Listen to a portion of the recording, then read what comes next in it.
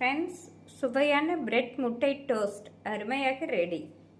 Friends, நம் சுவையான bread முட்டை டோஸ்ட் செய்வதற்கு 4 ஸ்லைஸ் பிரெட், 2 முட்டை, பொடிதாக நறுக்கிய வெங்காயம், 2 ஸ்பூன் கடலை மாவு, பொடிதாக நறுக்கிய பச்சை மிளகாய், மல்லி இலை, கருவேப்பிலை. கடலை மாவை சேர்த்து விடலாம். கடலை மாவுடன் 1 ஸ்பூன் தனி வத்தல் பொடி சேர்த்து விடலாம்.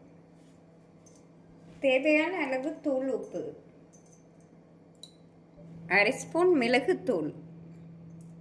ஃப்ரெண்ட்ஸ், நாம் தண்ணீர் சேர்த்து கடலை மாவை நன்றாக கரைத்து விடலாம். நாம் கெட்டி இல்லாமல் கரைத்த பின் முட்டையை சேர்த்து விடலாம். ஃப்ரெண்ட்ஸ், இந்த அளவு நன்றாக கரைத்த பின் முட்டையை சேர்த்து விடலாம். 2 முட்டை சேர்த்து விடலாம். முட்டை சேர்த்து நன்றாக மிக்ஸ் செய்ய வேண்டும். ஃப்ரெண்ட்ஸ், முட்டை சேர்த்து கடலை மாவுடன் இந்த அளவு நன்றாக மிக்ஸ் செய்த பின் நறுக்கிய வெங்காயம், பச்சை மிளகாய் சேர்த்து விடலாம்.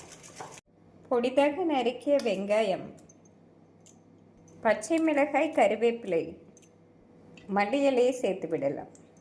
ஃப்ரெண்ட்ஸ், முட்டை சேர்த்து நன்றாக மிக்ஸ் செய்த பின் 1/4 கப் பால் சேர்த்து விடலாம்.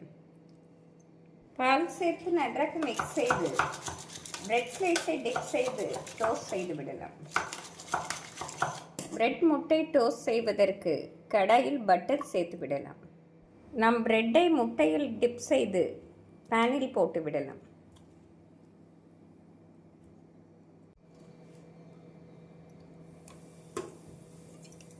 ஃப்ரெண்ட்ஸ், நன்றாக வெந்து வரவும் நாம் திருப்பி விடலாம்.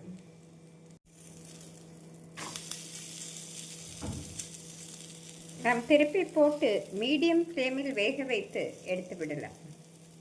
ஃப்ரெண்ட்ஸ், நாம் விருப்பப்பட்டால் தக்காளியும் சேர்த்தோம் என்றால் அருமையாக இருக்கும்.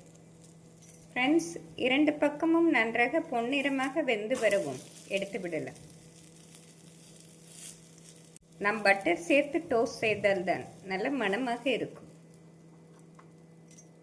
நாம் அனைத்து பிரெட்டையும் டோஸ்ட் செய்து எடுத்து விடலாம். ஃப்ரெண்ட்ஸ், சுவையான பிரெட் முட்டை டோஸ்ட் அருமையாக ரெடி. டொமேட்டோ சாஸுடன் கொடுத்தால் குழந்தைகள் விரும்பி சாப்பிடுவார்கள்.